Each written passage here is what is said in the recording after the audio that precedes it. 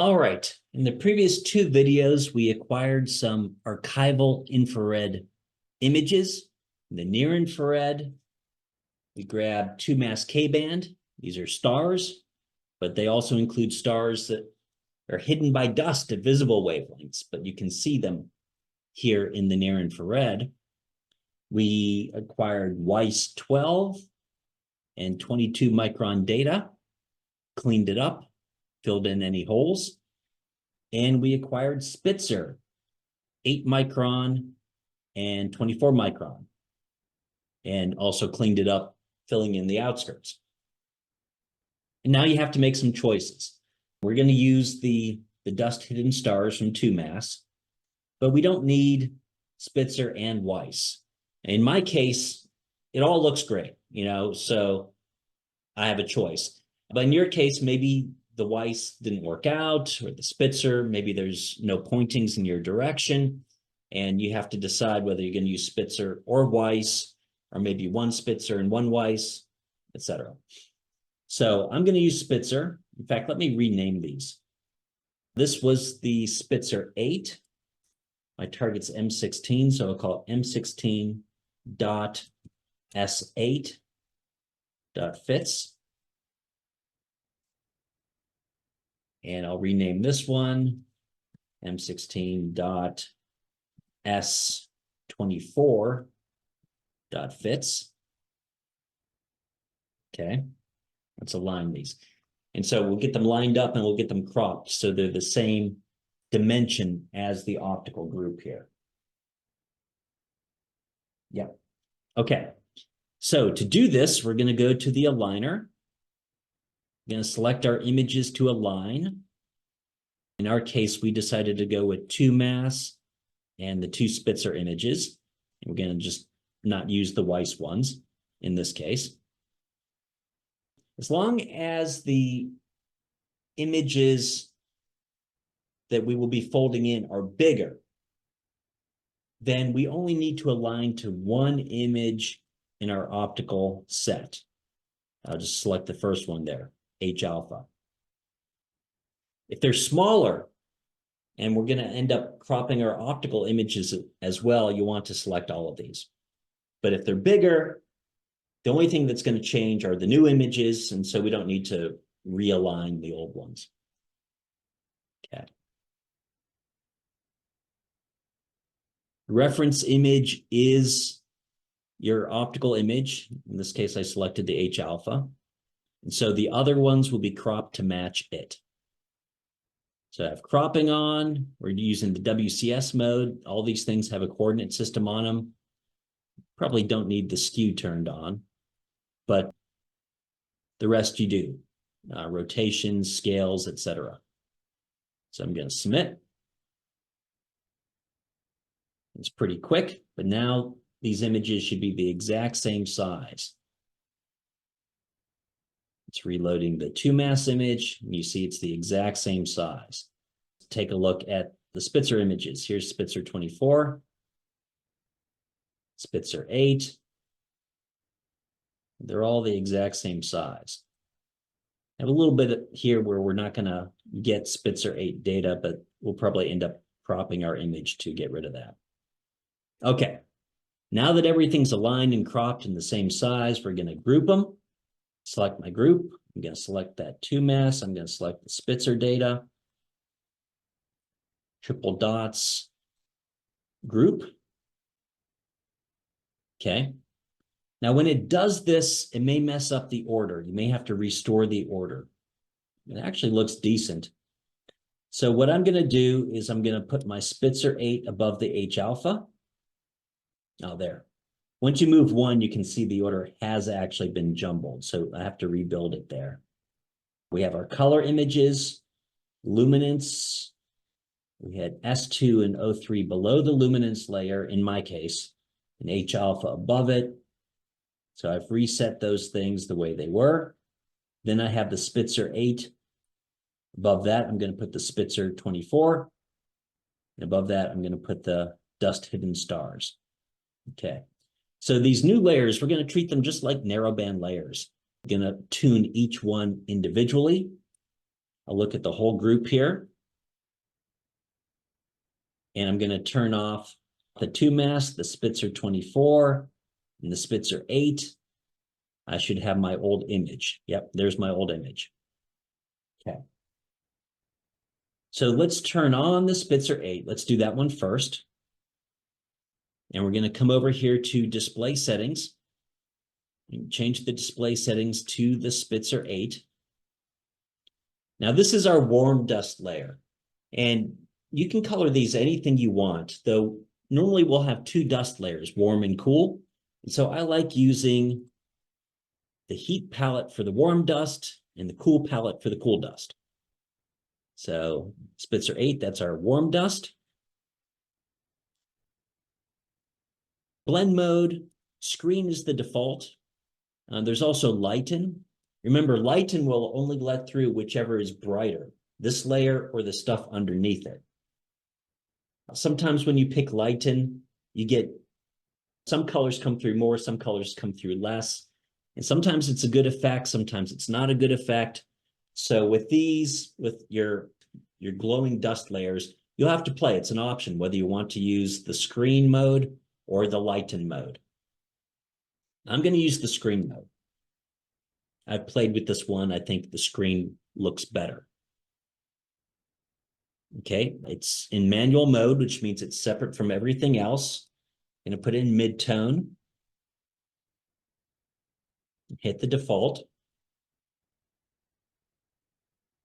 And just like before, the first thing we do is we click on it and make sure we have a good background level. It's at 1. Let's try 10%. That's right at peak. We want to be a little bit below peak, so let's try maybe 5. Okay. Then come back to the combination. And there's just way too much of that orange there. And so I'm going to boost the mid-tone level to 99.999. You do that initially, essentially turns it off. Okay. Then I'll start taking out 9s until I'm happy with what I have. There's 99.99. That's too much. Maybe 99.95, still too much, I think. 99.975. Yeah, maybe. Still feels like a lot.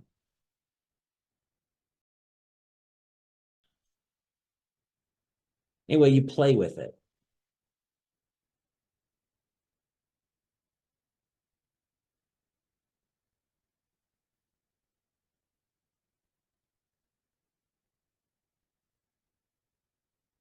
Okay, you tune it until you're happy with it. But here, I'll turn it off and back on. See that? So these stars here are heating the dust, and you can see the surfaces that it's heating. It gives it some 3-dimensionality, particularly over here. Let me turn it off again. Just darkness. There's nothing there. But you turn on this and you can see all sorts of structure where it's glowing. Anyway, you can play with the settings until you're happy with it. Let's turn on the cool dust. Switch over here to the S24 layer. Okay, now I'm going to put that on the cool map. Switch to mid-tone. Default.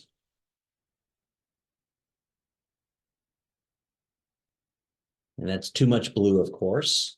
And so first we set the background level. 10, yeah, maybe 10. Yeah, I'll go with 10. Okay. Again, try and get that line just a little bit below the peak.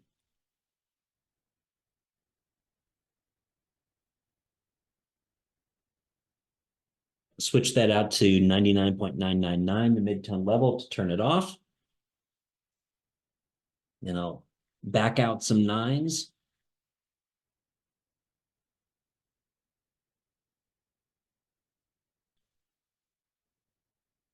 See, here's a concentration of dust that's just cool. There's no warm component to it. We have some cool dust over here as well. Warm dust over there. Okay. And I used the screen mode for this one. Again, you can try different things. Maybe I'll put this to lighten and see what it looks like, in which case you may need to boost the level. I'm going to go with screen. Okay, the last thing are those dust hidden stars. Let's turn them on. And there's a lot there. So let's switch over to the 2-mask level. For this, you definitely want the lighten blend mode. If the star is the brightest thing, we'll let it poke through. Otherwise, we'll use the picture that we built beneath it. So lighten, it's in manual. We'll go to midtone. Default. We have to pick something to color these stars as well. Some people color them red because we're in the infrared. I'm going to tone them down so we don't see so many, but that's an option. You can have them being faint red stars. Some people use the heat map. Gives them a little bit more definition, particularly in the light and blend mode. Sometimes you get some reds out of there. I'm going to use the cool map this time. Just because I want them to kind of stand out. But there are way too many of them here. First, let's check that background level. 10, 20, 30, that's too much. I'll go back down to 20. Okay, again, just setting the background level. And then top here, 99.999 to turn them off. I'm going to ease them in until I feel good about it.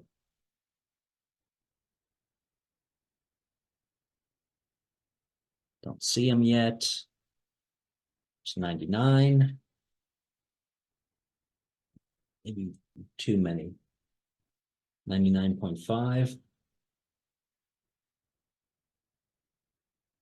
Maybe I'll bump it up a little bit to 99.75. Yeah, making them a little bit fainter. And then always export your image and check it, because sometimes the Afterglow environment's just not good enough to really see detail. I'm going to orient this the same as the sky. It's actually like this in the sky.